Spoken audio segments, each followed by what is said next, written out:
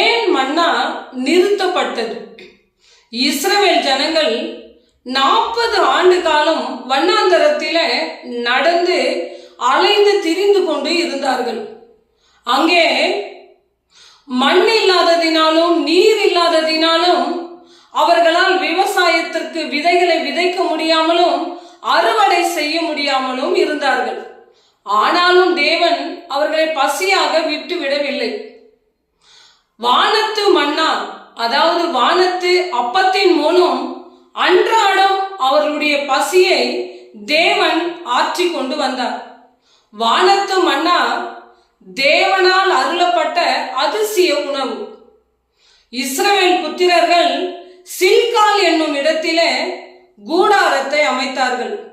மாதத்தின் 14ஆம் தேதியிலே அங்கே சாயங்கால வேளையில் குற்றமற்ற ஆட்டுக்குட்டியை அறுத்து மெல்லிய மாவினால் புளிப்பில்லாத அப்பத்தை சமைத்து கசப்பான கீரையுடன் பஸ்காவை ஆசரித்தார்கள். அவர்கள் பஸ்காவை ஆசரித்த மறுநாளிலே தேவனால் வாக்குத்தத்தம் செய்யப்பட்ட பாலும் தேனும் ஓடுகின்ற கானான் தேசத்துக்குள்ளே அவர்கள் நுழைந்தார்கள்.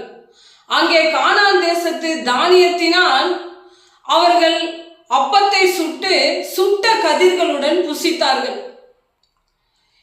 தேவனால் வாக்குத்தத்தம் செய்யப்பட்ட வளமை மிக்க அந்த கானான் தேசத்துக்குள்ள தண்ணீரும் மண் வளமும் பழங்களும் காயும் அங்கே அதிகமாக இருந்ததினால் இனி இவர்கள் விவசாயம் செய்து உழுது இவர்கள் உணவை இவர்கள் சாப்பிட வேண்டும் என்பதற்காக தேவன் வானத்திலிருந்து பொழிந்து கொண்டிருந்த மன்னாவை அவர் நிறுத்திவிட்டார்.